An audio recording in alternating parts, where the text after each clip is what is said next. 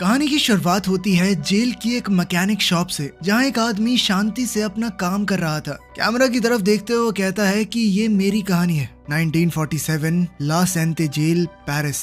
उसकी आंखों में एक अजीब सा सुकून और अंदर छुपी कोई ताकत नजर आती है। कहानी पीछे गई तो उसी जेल के एक वार्ड में क्लॉड नाम का एक नया कैदी आया। उसे वार्डन के सामने लाया गया। उसके पास एक सोने की प्लेट वाला लाइटर था जो उसने आसपास छुपा रखा था। वार्डन ने उससे पूछा कि तुम्हें पता है यहाँ लाइटर अलाउड नहीं है। क्लॉड ने बड़ी शांति से जवाब दिया, ये चलता नहीं है, गैस भी नहीं है इसके अंदर, इसके साथ बस मेरा एक जुड़ाव है, इसीलिए अपने साथ रख लिया। लेकिन वार्डन ने उसे मना करते हुए कहा कि जब जेल से निकलोगे तब मिलेगा, अभी के लिए ये हमारे पास ही रहेगा। इसके बाद क्लॉड को शिफ्ट किया गया एक दूसरे बैरक में, जहां 4 और कैदी पहले से रह रहे थे। जैसे ही वो अंदर गया, एक कैदी मीनू ने गार्ड से गुस्से में कहा, यहाँ पहले से ही 4 लोग हैं, अब 5 हो जाएंगे। गार्ड ने चिल्लाकर जवाब दिया, हाँ 5 हो तुम, और ये यहीं रहेगा, ऊपर से ऑर्डर है, मेरे बस की बात नहीं है। ये कहकर गार्ड वहां से चला गया। क्लॉड को महसूस हो गया था कि उसका वेलकम ज्यादा अच्छा तो नहीं हुआ, इसीलिए वो धीरे से कहता है, मैं यहाँ अपनी मर्जी से नहीं आया, मेरा पुराना सेल ठीक किया जा रहा है। वो बहुत प्यार से बात कर रहा था तो सेल में टेंशन थोड़ी कम हुई।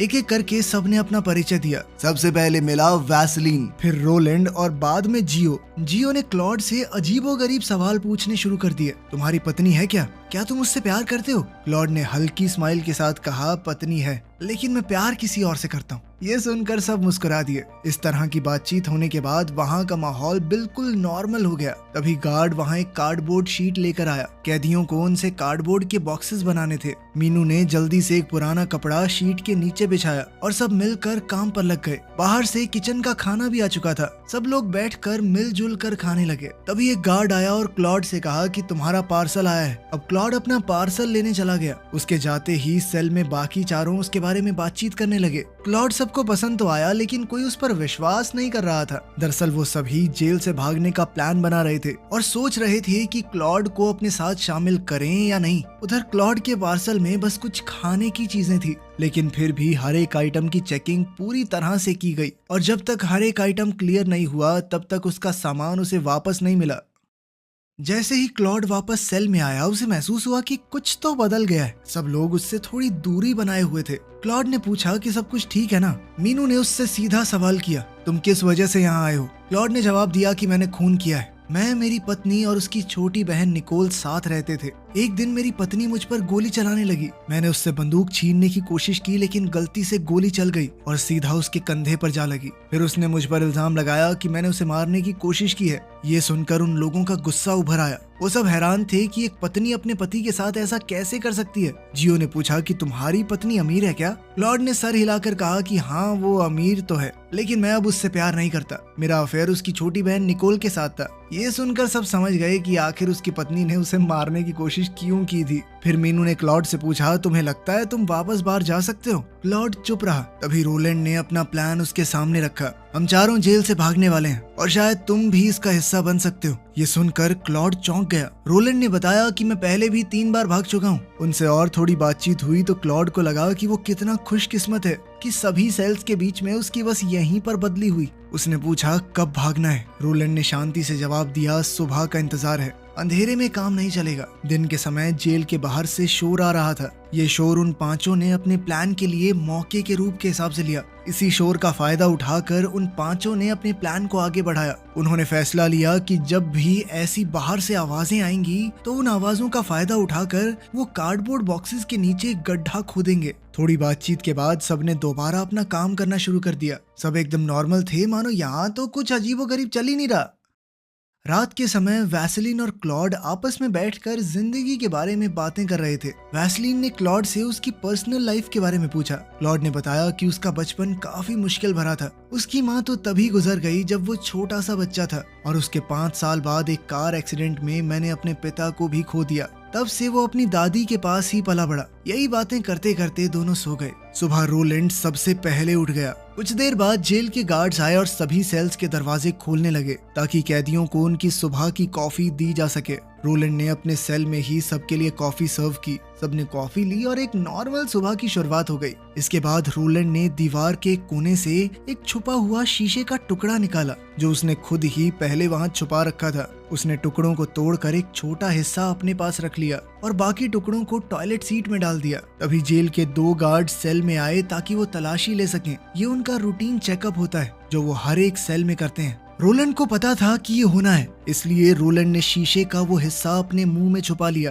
गार्ड्स ने उसका सारा सामान चेक किया और फिर पूरे सेल की तलाशी ली। तलाशी के बाद वो चले गए। जैसे ही उन्हें लगा कि गार्ड्स जा चुके हैं, रोलैंड ने वो शीशे का टुकड़ा निकाला और उसे ब्रश के हैंडल से जोड़कर सेल के दरवाजे के पीछे से बाहर की तरफ देखा। उसने देखा कि गार्ड बाहर पहरा दे रहे हैं। तब रोलैंड ने कहा कि अब जब सेल की तलाशी हो ही चुकी है तो वो लोग खुदाई फिर से शुरू कर सकते हैं। क्लॉड को यही काम दिया गया कि ब्रश की मदद से बार बार देखते रहना। अगर कोई गार्ड पास आए तो इन्फॉर्म करना ही तुम्हारा काम है। फिर रोलैंड ने एक चेयर जैसी चीज का पार्ट खोला जो काफी भारी लोहे का था। उस भारी लोहे के टुकड़े को वो खुदाई के लिए इस्तेमाल करने वाले थे। फिर सब लोग मिलकर उन कार्डबोर्ड शीट्स को हटाने लगे जिनके नीचे कपड़ा बिछाया गया था। रोलैंड ने उन टाइल्स को निकाला और रोलैंड और मीनू ने मिलकर फ्लोर में खुदाई शुरू की। बाहर से काफी शोर आ रहा था, इसीलिए उनकी आवाज जेल के किसी और हिस्से में नहीं जा रही। काफी देर तक मेहनत करने के बाद वो लगभग 3 फुट का खड्डा खोद चुके थे। फिर उन्होंने उस गड्ढे से मिट्टी निकाली और देखा कि नीचे सीमेंट का फ्लोर है। उस सीमेंट की स्लैब को भी उन्होंने तोड़ दिया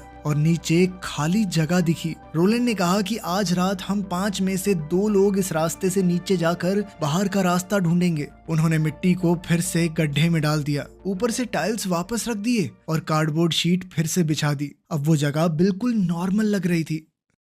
रात हुई तो सबने कंबल और कार्डबोर्ड से डमीज बनाकर उन्हें अपने बिस्तर पर लेटा दिया ताकि अगर कोई गार्ड बाहर से देखे तो ऐसा लगे कि सेल में 5 लोग सो रहे हैं। इन डमीज के हाथ पैर पर रस्सी बांध दी गई थी जिसे खींचकर उन्हें थोड़ा हिलाया जा सके। तभी एक गार्ड आया, उसने सेल के दरवाजे को नॉक किया और पीप होल से अंदर झांकने लगा। ब्लैंकेट के नीचे सोए हुए जियो, वैसलीन और क्लॉड ने हाथ हिलाकर रिस्पॉन्स दिया। गार्ड ने देखा कि 2 दूसरे लोग भी हैं जो कंबल के नीचे थोड़े बहुत हिल रहे हैं, इसीलिए वो वहाँ से आगे बढ़ गया। गार्ड के जाने के बाद मीनू ने ब्रश वाले शीशे से फिर से देखा। जब सब कुछ क्लियर था तो रोलैंड ने टेबल का स्क्रू खोला और अंदर से एक लोहे का ब्लेड निकाला जिसे वो कटिंग टूल की तरह इस्तेमाल करने वाले थे। उसके बाद रोलैंड और मीनू नीचे गड्ढे में उतर गए। नीचे पूरा सीवर सिस्टम था। वहाँ एक लोहे की ग्रिल लगी थी जिसे उन्होंने कटिंग टूल से काट दिया और उस ग्रिल के जरिए वो निकल गए। उन्होंने देखा कि वो जेल की बेसमेंट में पहुंच चुके हैं। बेसमेंट में उन्हें कई दरवाजे मिले। एक दरवाजा सीवर सिस्टम की तरफ जा रहा था। जैसे ही वो एक्सप्लोर कर रहे थे, 2 पुलिस वाले बेसमेंट में आए। वो लोग सिगरेट पीने और रूटीन चेक करने आए थे।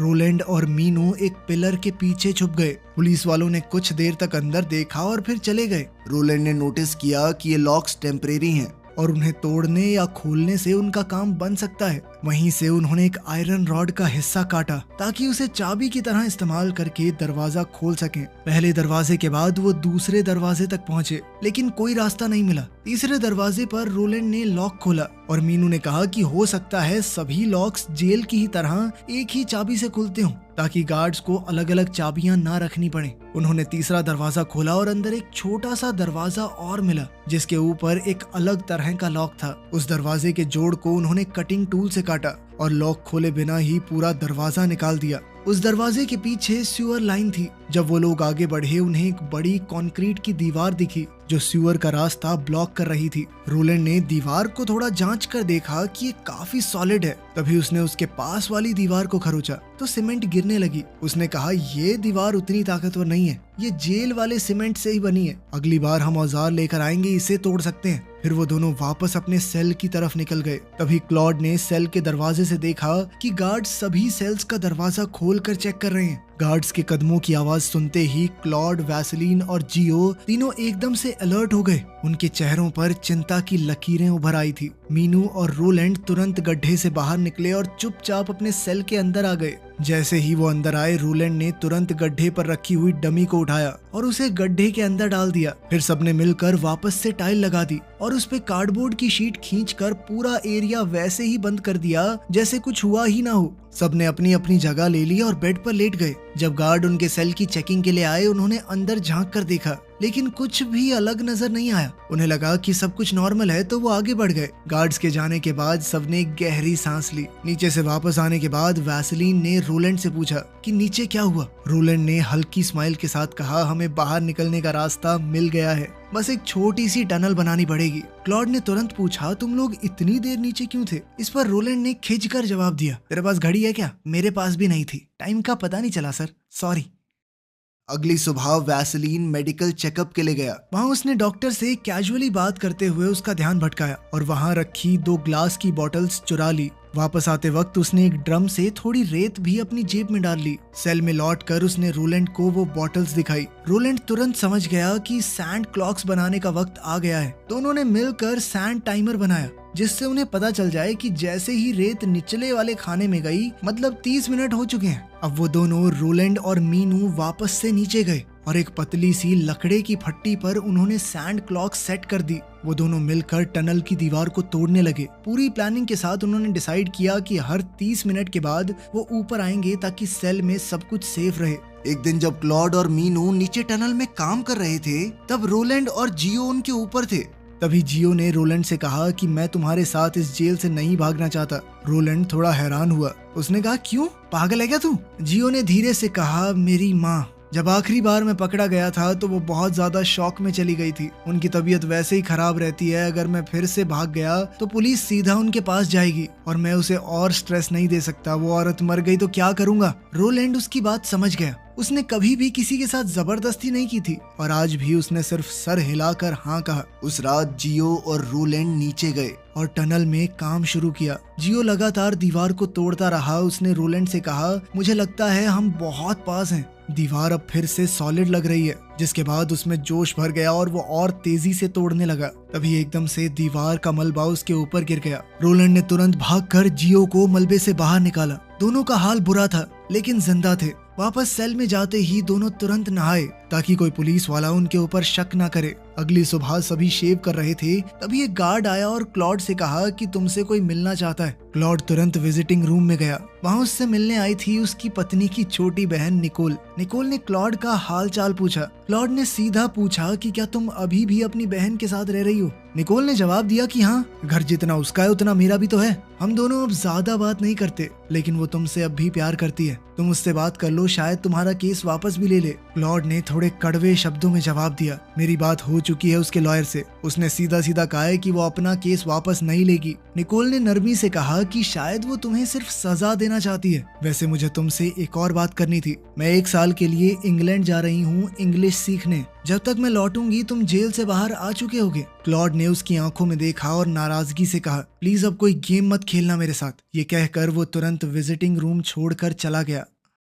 रात को जैसे ही सब टनल में काम करने के लिए रेडी हो रहे थे, उनके सेल में अचानक कुछ गार्ड आ गए। सभी हैरान रह गए। वैसलीन ने गार्ड से पूछा, इतनी रात को अचानक? पीछे से रोलैंड ने कहा कि लगता है इन्हें अब हम पर भरोसा नहीं है। गार्ड ने सख्त रवैये के साथ कहा, तुम सबका रिकॉर्ड अच्छा है, लेकिन ड्यूटी तो ड्यूटी है। गार्ड ने फ्लोर पर रखे बॉक्सेस उठाकर चेक किया, कार्डबोर्ड शीट को भी हटाकर देखा। उन्हें एक बार को लगा कि कुछ तो समझ गया है ये, और अब उनका बच पाना थोड़ा मुश्किल है। लेकिन तभी बाजू वाले सेल से एक और गार्ड चिल्लाया, इधर कुछ गड़बड़ लग रही है। ये सब देखकर हेड गार्ड ने तुरंत अलार्म बजा दिया और सभी गार्ड्स को बुला लिया। उन्होंने तुरंत उस दूसरे सेल की तलाशी लेनी शुरू की, लेकिन कुछ मिलता दिखाई नहीं दिया। तब वो अगले सेल्स की तरफ बढ़ने लगे, जहां उन्हें थोड़ा ज्यादा शक था। जैसे ही गार्ड दूसरे सेल्स की तरफ गए, मीनू ने घबराकर रोलैंड से कहा, अब हमें जल्दी करनी होगी, कहीं पकड़े ना जाएं। मीनू और रोलैंड तुरंत नीचे उतर गए और टनल की खुदाई वापस से शुरू कर दी। मीनू आगे सुरंग तोड़ रहा था और रोलैंड मलबा हटा रहा था। कुछ देर बाद रोलैंड ऊपर आया और उसकी जगह क्लॉड नीचे गया। क्लॉड ने भी मलबा हटाया, जबकि मीनू लगातार सुरंग तोड़ता रहा।